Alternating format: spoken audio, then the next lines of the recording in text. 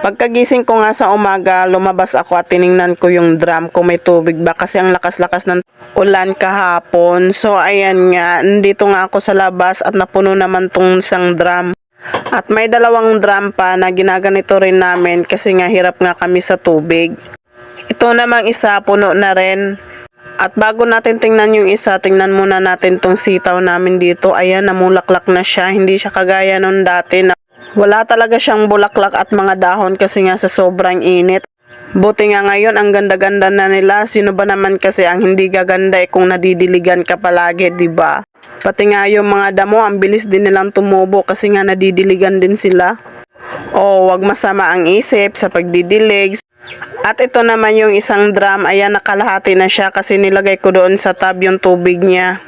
Inipunan rin namin to para naman may magamit kami sa pagluluto. At bumalik na nga rin ako dito sa loob at nagtimpla ako ng gatas ni Luis at nagtimpla na rin ako ng kape. Dito ko na nga lang siya tinimplahan sa bottle niya para hindi naman matapon kaagad kasi pag nasa baso, paglalaruan muna niya bago niya inumin, edi konti na lang kasi nga natapon-tapon na. Dito ko na lang nga nilagay sa taas yung gatas ni Luis kasi mahirap na pag nakita yan ni Isaac. At ayan nga, nag-aamoy rin ako ng inhaler kasi sobrang naninikip yung ilong ko sa sipon at nagkakape na rin ako. Pagkatapos namin magkape, ayan pumunta nga kami dito sa bayan. Bumibili lang kami ng tinapay, krudo, tapos isda. Pag tuwing Martes, ang dami talagang nagtitinda dito. Marami kang pagpipilian, pera na lang talaga ang kulang. At kung marami ka naman pera, syempre marami ka rin mabibili, diba? So ayan, may mga kakanin pa nga dito. At pagkatapos nga namin dito sa mga tinapay, so pupunta naman tayo doon sa looban. Titingnan natin kung anong nandoon, kung ano yung mga tinitinda nila. May nambibili rin pala dito ng mga pera na yung kahit anong uri ng pera. At doon naman sa dulo, may nagtitinda rin ng mga tabako, may mga asin. Pag pupunta ka ng palengke, marami ka talaga makikita ang mga tinda nila na gusto mong bilhin pero budget lang yung pera mo. Kaya nga, minsan hindi kami pumupunta dito lalo na yung wala kang talagang budget. At may mga bagoong pa dito, o tingnan nyo yan, yung alamang, tapos may mga tuyo. At kung ano-ano pa mga dry na seafoods.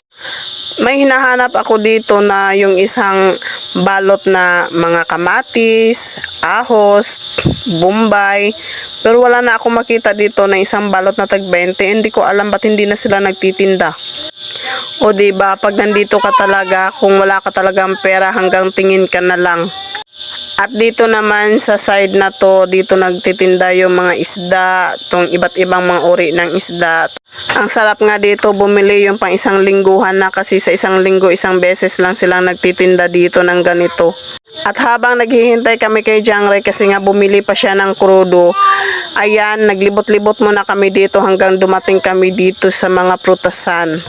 Ang sarap nga ng mga prutas dito, ang sariwa-sariwa pa. Yun nga lang ay wala kang pambili hanggang tingin ka na lang talaga.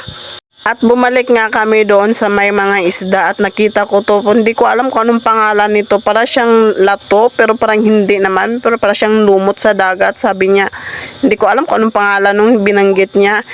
30 pesos po yan isang balot na ganyan. At sa tingin ko siguro marami to kanina at yan na lang ang nakita ko. Naglibot-libot pa nga ako dito sa may mga gulayan at may nakita ako dito na kinadkad na carrots at repolyo. So 10 piso po yan isang balot. So ayan, bumili na ako niyan at panghahalo ko sa pansit. Masarap din tong gawing salad kahit ganyan lang. At tingnan nyo naman yung mga tuyo, ang sarap naman, diba? O tingnan nyo yan, yung pang almusal na tuyo. Parisan lang yon ng sinangag na kanin at ito kamatis. Oh, wow, ang sarap din. Bumili na rin kami ng tamban at hanggang dito na lang. Maraming salamat.